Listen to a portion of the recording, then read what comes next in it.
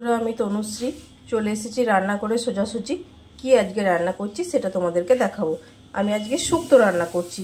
দেখতে পাচ্ছ শুক্তোর সমস্ত আইটেম আমি কেটে নিয়েছি।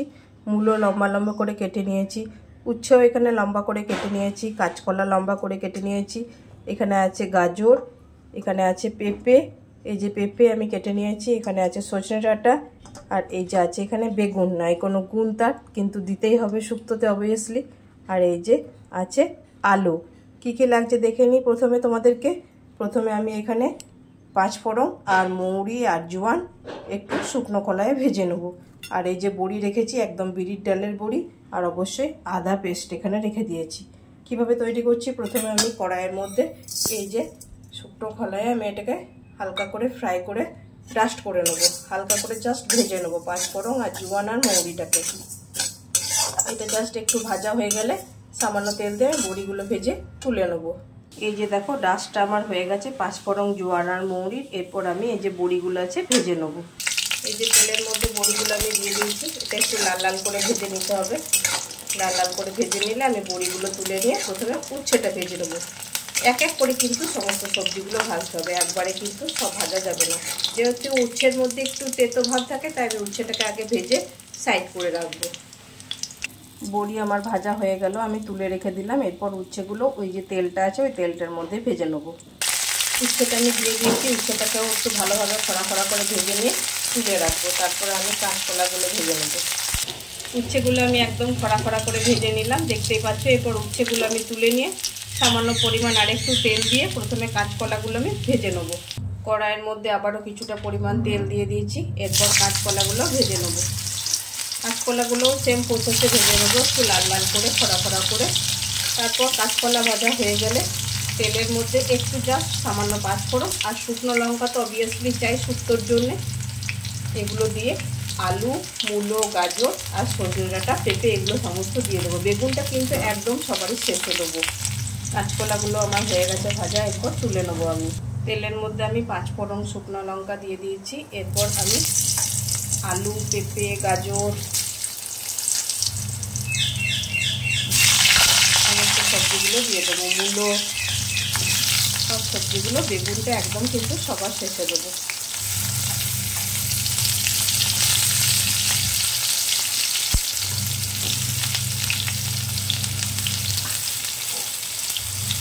সজনে ডাঁটাটাও দিয়ে দিলাম।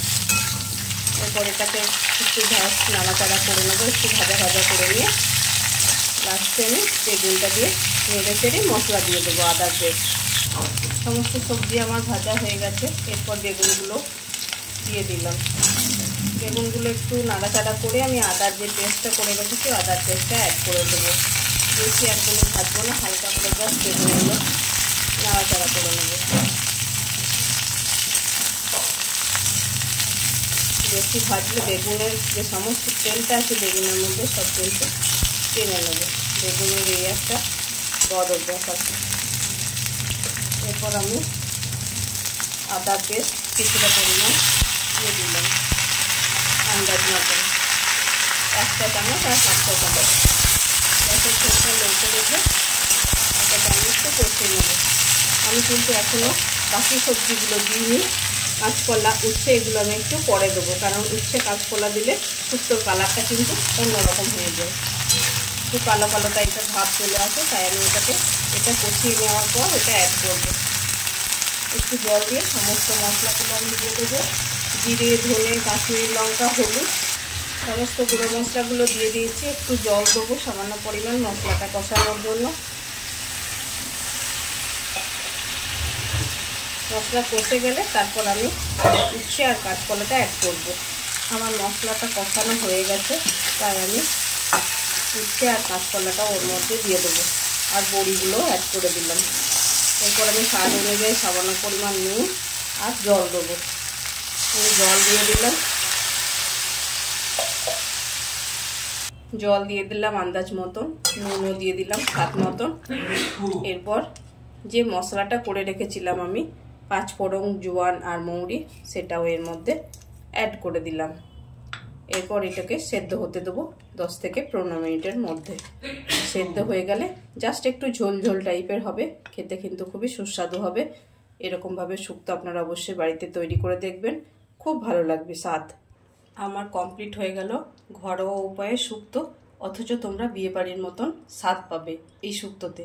একবার অবশ্যই ট্রাই করে দেখো। আমি এরপর এটাকে নামিয়ে নেব। সেদ্ধ হয়ে গেছে দেখো, আলু কাঁচকলা সব কিছুই সেদ্ধ হয়ে গেছে, একটু ঝোলঝোলে রেখেছি। এর মধ্যে নামাবার আগে তোমরা ওপর থেকে একটু দুধ দিয়ে দিতে পারো, বাট আমার দুধ খেলে একটু অ্যাসিডিটি টাইপের হয় দুধ দেওয়ার জন্য, ওই জন্য আমি দুধটা অ্যাভয়েড করলাম। বাট তোমরা দিতেও পারো, নাও দিতে পারো। কেমন লাগলো জানিও, আর যদি ভালো লেগে থাকে অবশ্যই একটা লাইক কমেন্ট শেয়ার করো, আর সেম পদ্ধতিতে অবশ্যই ট্রাই করে জানাবে তোমাদের কেমন লাগলো।